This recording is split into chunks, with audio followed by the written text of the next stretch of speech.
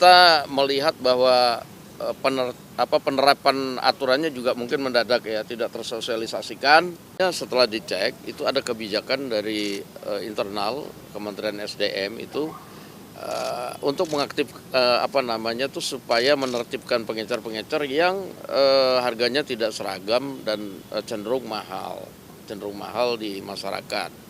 Nah, kemudian ternyata dalam waktu yang bersamaan penertiban itu ternyata menimbulkan dampak yang seperti kita sama-sama tahu. Nah, sehingga akhirnya dari hasil komunikasi semalam dan dievaluasi tadi pagi, Presiden kemudian meminta supaya secara parsial dilakukan administrasi penertibannya, tetapi pengecer-pengecer bisa sambil berjualan dulu supaya rakyat tetap bisa membeli LPG-nya, demikian. Berarti administrasi penertiban itu nanti akan dibikin aturannya atau gimana sih? Iya, jadi memang di SDM sendiri sedang bikin aturannya gitu. Oke, hujannya. Terkait adanya warga yang meninggal itu, apa itu seperti apa sih Pak responnya dan bagaimana? Gimana?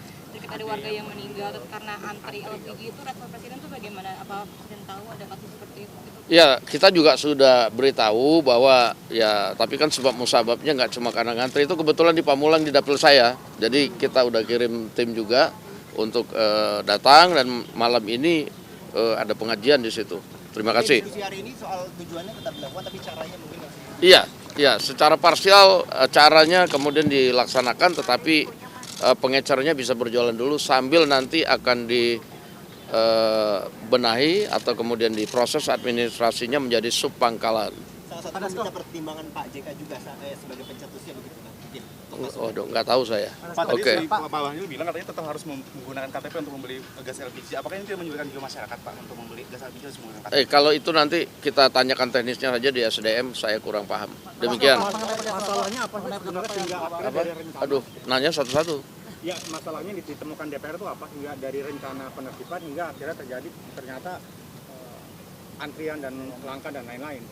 Iya, kita melihat bahwa penerapan aturannya juga mungkin mendadak ya, tidak tersosialisasikan, sehingga kemudian dampaknya tidak dihitung bahwa kemudian terjadi penumpukan masyarakat yang perlu gas LPG kan begitu. Ya, oke. Pak, mengenai pernyataan Pak bahwa Pak Presiden Prabowo tidak melarang penjualan gas ke pengecer.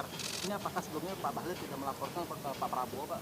Saya belum tahu itu apakah kemudian hal seperti itu mesti dikoordinasikan ke Presiden ya. Tapi kebijakan-kebijakan di kementerian itu biasanya kan bisa berjalan sendiri-sendiri. Tapi kemudian apabila menimbulkan dampak seperti ini ya Presiden wajib turun tangan. Terima kasih. Tapi ada teguran nggak Pak dari Presiden ke Pak Bahlil sendiri Pak? Tuh, udah hujan.